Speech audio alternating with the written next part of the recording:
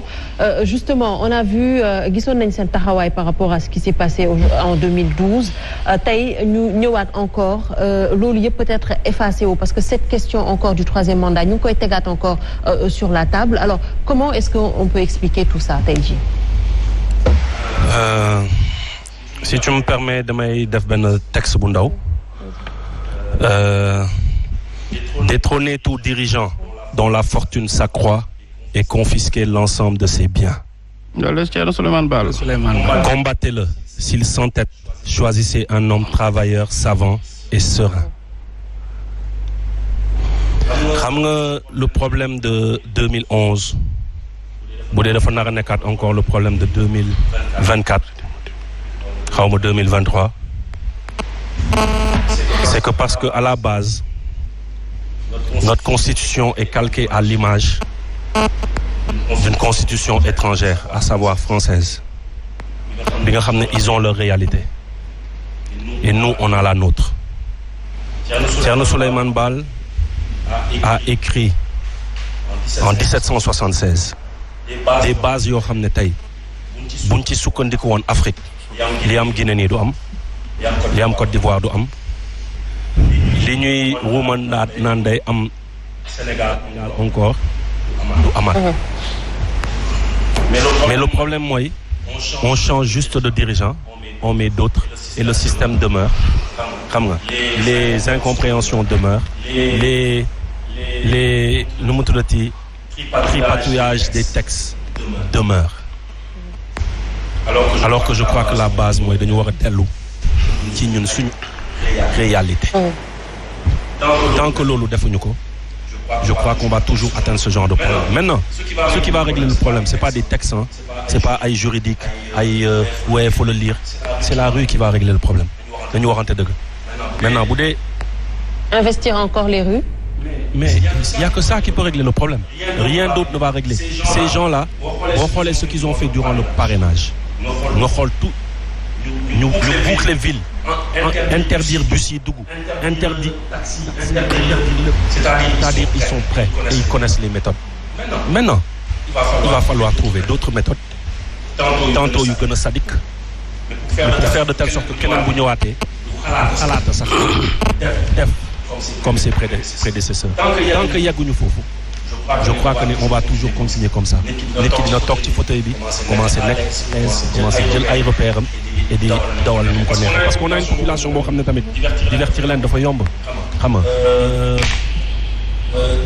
nu mu tuddati encore changer seen xalaat.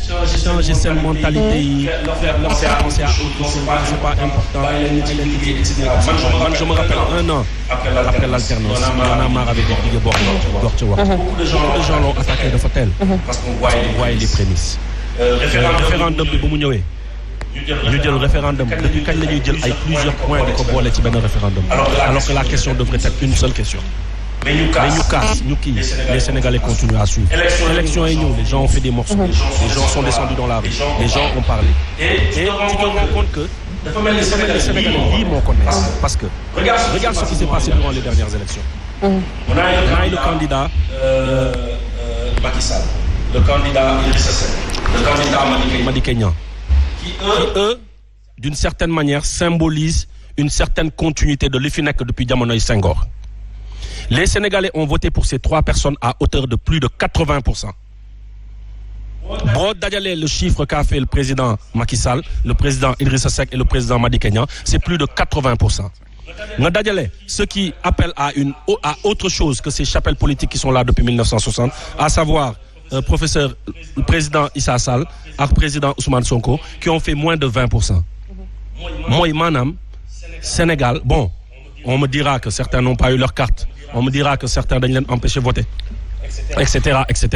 Mais at the end of the day mooy ñii ils ont eu plus de 80%, ñii ils ont eu moins de 20%. Donc dafa mel ni Sénégalais ñuy tripatouiller constitution di waxe ay troisième mandat daf ko neex di njuuj njaaj di détourner, etc.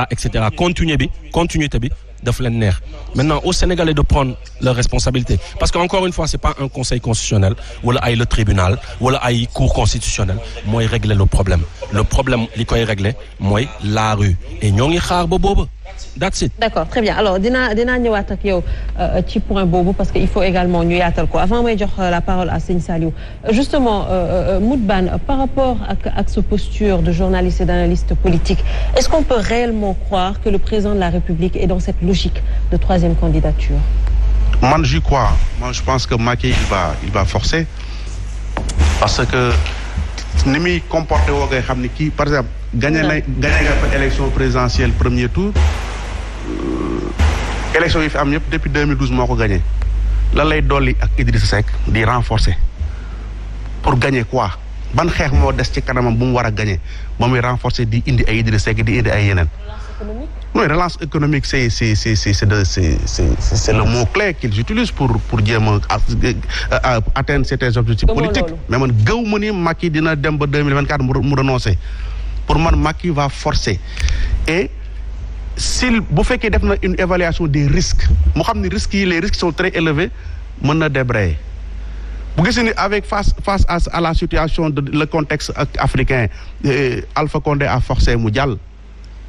Malgré la mobilisation forte des réseaux sociaux et de la jeunesse forcé na mu jàll Guinée fii Côte d'Ivoire Alassane Ouattara a forcé son principal rival Guillaume Soro mu accusé ko d'atteinte à la sûreté de l'État bloqué ko France Macron mobiliser tous les services de renseignement français ñu encercler ko mënul bouger dara mu régler problème Alassane Ouattara parce que aujourd'hui il faut également voir au-delà de ce qui se passe au Sénégal le jeu de la France dans la sous-région parce que aujourd'hui la France a lancé la monnaie éco le président qui porte cette monnaie en Afrique pour di def la promotion pour mu entrer en vigueur c'est Alassane Ouattara et Alassane Ouattara ak Macky Sall ils sont comme ça avec Macron. Aujourd'hui les Français mais déjà loolu rek donc ça peut avoir un impact. Mais les Français ils ont intérêt eux à ce que Macky ak Alassane Ouattara toog fi c'est de bonne guerre. Mais est-ce que ñun Sénégalais est-ce que ñun les Africains est-ce que ça nous arrange? Qu'est-ce que nous devons faire en tant que Sénégalais pour que la volonté populaire soit respectée même s'il faut au détriment des intérêts français?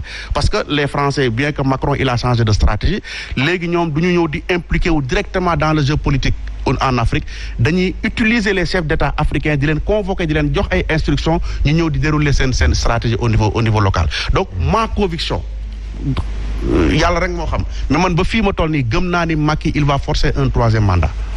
Sëñ Saliou alors lan lañ mën a jàpp par rapport ak tout ce qui vient d'être dit actuellement.